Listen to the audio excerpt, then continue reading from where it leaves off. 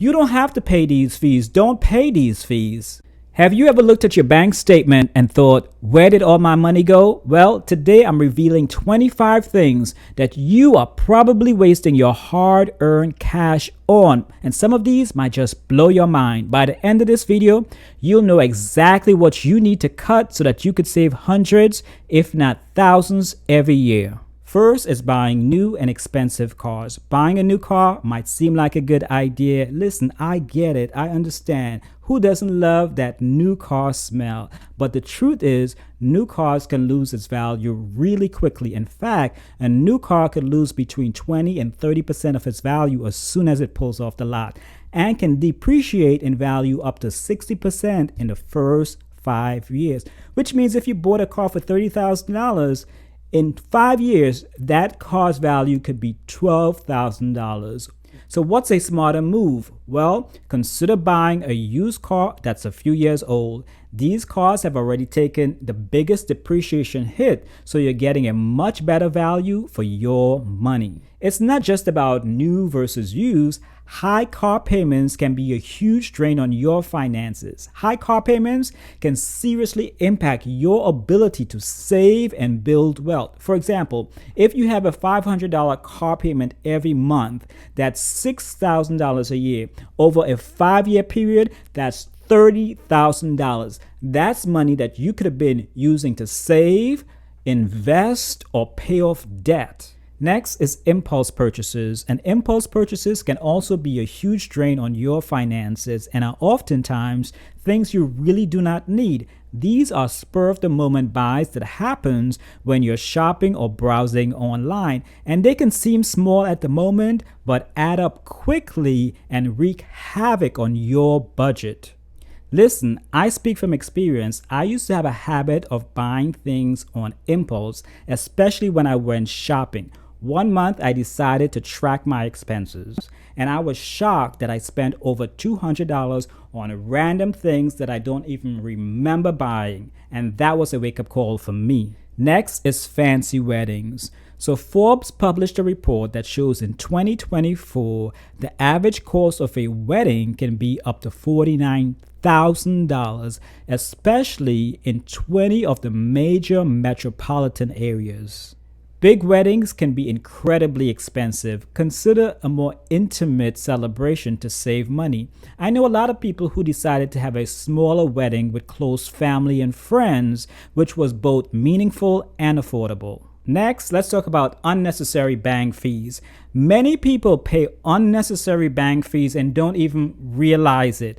And these fees can add up over time and make a significant dent in your finances. We're talking about fees like monthly maintenance fees, overdraft fees, ATM fees. You don't have to pay these fees. Don't pay these fees. So how do you not pay these fees? Well, you avoid these fees by choosing a better bank. Go to a local credit union and open a no-fee account, an account that does not require a minimum balance, and manage your account so that you do not have any overdrafts. Next is gourmet pet foods, and I know I'll probably get some hate comments from some fur baby parents, but while it's important for us to feed our pets nutritious food, some of these gourmet pet foods are seriously overpriced without providing any significant nutritional benefit. So check with your vet for affordable, high-quality options that provides your pet with the nutrition they need without breaking the bank. Next is fast fashion. Buying the latest fashion every season adds up over time. Invest in quality pieces that will last longer and save money in the long run. I used to buy trendy clothes every season, but they fell apart quickly. Now I buy fewer high-quality items. You just can't let social media dictate your pocketbook or your wallet. Now let's talk about extended warranties. Extended warranties often cost more than the repairs that you may need. Most products come with a manufacturer's warranties, and that should be sufficient. I once bought an extended warranty for my laptop, and what a waste of money that was because my laptop never needed any repairs. Next, let's talk about brand name products. Now, Most store brand products are often just as good as brand name products and cost significantly less. So, next time you go shopping, compare ingredients and prices. I switched to a store brand over the counter medication, couldn't tell the difference, and saved money. Granted, there are some things that I stick to when it comes to brand names, but there are way more stuff that I get that are store brand. How about you? Let me know by typing store brand or brand name in the comments below. Next, let's talk about private college tuition. Many public colleges and universities offer excellent education at a much lower cost. Scholarships, grants, and community college option also reduces the financial impact of higher education. For most careers, a degree from a public college works the same as a degree from a private college. While education is important, private college tuition can be a massive financial burden because most students have to end up taking out personal loans, and loan repayment can be a major hindrance in your ability to save and invest for your future. Next is coffee shop drinks. And you may have heard this before, but a daily coffee shop habit can drain your wallet. Brewing your coffee at home is much cheaper and can be just as satisfying. I used to spend $5 a day on coffee shop drinks. That's $1,825 a year. Now I make mine at home for a fraction of the price. Next is pre-cut fruits and vegetables. Pre-cut fruits and vegetables are so convenient, but they come at a hefty markup. So save money and cut them up yourself. Listen, I realized that I was paying almost double for pre-cut veggies compared to whole ones, so I had to stop that real fast. Next is single-use plastic, and this has this has become so popular. People don't want to wash dishes anymore. This is your disposable plates and cups and spoons and forks. This can be costly. And you know what? I'm not sure I'm gonna change any minds here, but yeah. Next is cable TV packages. Cable TV packages can be expensive and you might not even watch all the channels. Many people pay for premium channels that they rarely ever watch. With so many affordable streaming services available, cutting the cable cord might save you a significant amount of money each month. Consider switching to a streaming service that meets your viewing habits. I cut the cable cord, switched to a streaming service, and saved $50 a month. Next is unused subscriptions, and this may seem simple, but you would not believe how many people have subscriptions that they're paying for that they do not use. Me, I was one of those people that was paying for subscriptions that I was not using. So review your subscriptions regularly and cancel the ones that you do not use. Next is dining out frequently. Listen, I know dining out can be convenient, but it can also be costly. I cannot begin to tell you how much money I've been able to bank by not going out to eat.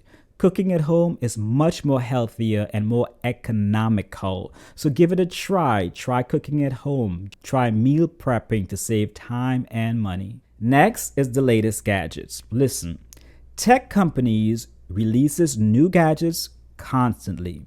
But you do not need to get the latest model every year. Use your devices for as long as they're functioning well. I waited an extra year to upgrade my phone and saved a lot of money by skipping a generation. Next is designer clothing. Yeah, for this one, hopefully you've paid off your debt, got your emergency fund, started building your retirement fund. Designer clothing can come with a hefty price tag. I would suggest looking for high quality, stylish alternatives that do not break the bank. Next are timeshares. Now, timeshares may seem like a great idea for regular vacationers, but they often come with hidden costs, maintenance fees, and restrictions. Many people find themselves unable to use their timeshare as often as they thought they would, making it a poor investment. Renting a vacation property when you need it is often more cost-effective and flexible. Next is expensive hobbies. Some hobbies can be very costly. If you have one of those, you know exactly what I'm talking about. Try to find a hobby that's more affordable. I'm sure you can find something that you like that's not as course. See, listen, I like photography, but I don't go out every year and buy new gear. I try to make the most out of what I have. Next is high-end kitchen appliances. High-end kitchen appliances are often more about status than functionality. Look for mid-range options that get the job done.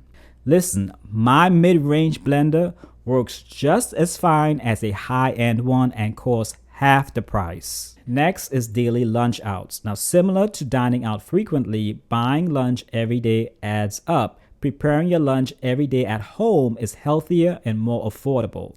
When I used to go into the office to work, I took my lunch, and that made a huge difference in my monthly expenses. I used to watch my coworkers spend between $10 to $15 in lunch every day. That's like almost $300 every month just in lunch. Listen, if you're learning anything from this video, let me know by hitting that like button and be sure to subscribe for more financial tips. Next is premium gasoline. Now, most cars run just fine with regular gasoline, so check your car's manual before spending extra on premium. I used to buy premium gas until I realized my car didn't need it. Now I save every time I fill up. Next is home renovations for resale. Not all home renovations add value. Focus on essential repairs and upgrades that will improve your living experience, and only invest in major renovations if you plan to stay long term. I focused on necessary upgrades that made my home more comfortable without breaking the bank.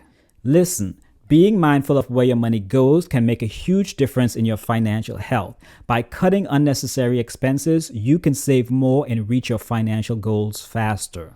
Now, earlier we talked about how impulse purchases can be a major drain on your finances. Well, by learning how to avoid impulse purchases, I was able to save 1 year's worth of living expenses. It's so important to have a strategy. So if you want to learn some more money saving strategy, be sure to click on the on-screen video and I'll see you there.